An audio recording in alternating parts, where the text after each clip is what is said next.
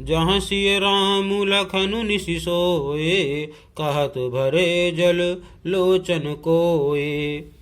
भरत बचन सुनि भयउ बिषादु, तुरत तहाँ लई गयउ निषादु। अर्थात जहाँ सीता जी, श्री राम जी और लक्ष्मण जी रात को सोए थे, ऐसा कहते ही उनके नेत्रों में कोयों में प्रेम अश्रुओं का जल भर आया।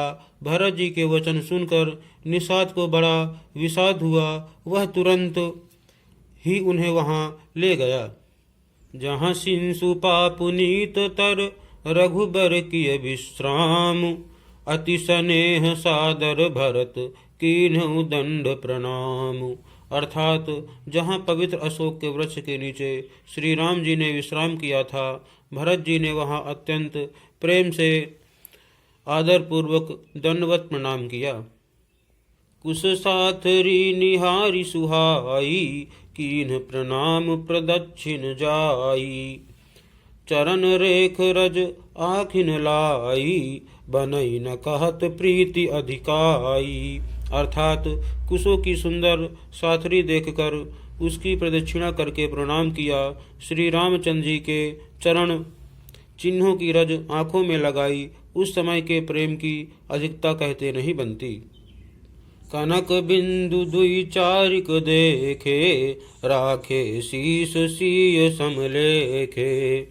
सजल बिलोचन हृदय गलानी, कहत सखासन बचन सुबानी। अर्थात भरत जी ने दो चार स्वर्ण बिंदु सोने के कण या तारे आदि जो सीता जी के गहने कपड़ों से गिर पड़े थे, देखे तो उनको सीता जी के समान समझकर सिर पर रख लिया। उनके नेत्र प्रेम अश्रुओं के जल से भरे हैं और हृदय में ग्लानि भरी है। वे सखा से सुंदर वाणी में ये वचन बोले। श्रीहत सीय बिरह दुतिहीना, जथा अवध नर नारी बिलीना। पिता जनक देउ पट तर के ही, करतल भोगु जोगु जग जेही। अर्थात ये स्वर्ण के कण या तारे भी सीता जी के विरह से ऐसे श्रीहत शोभाहीन एवं कांतिहीन हो रहे हैं, जैसे राम वियोग में अयोध्या के नर नारी विलीन शोक के कारण क्षीण हो रहे हैं। जिन सीता जी के पिता राजा जनक हैं, इस जगत में भोग और योग दोनों ही जिनकी मुट्ठी में हैं, उन जनक जी को मैं किसकी उपमा दूं। ससुर भानुकुल भानु भुआलु, जेहि सिहात अमरावती पालू। प्राणनाथ रघुनाथ गोसाई, जो बड़ हो तो सो राम बड़ाई।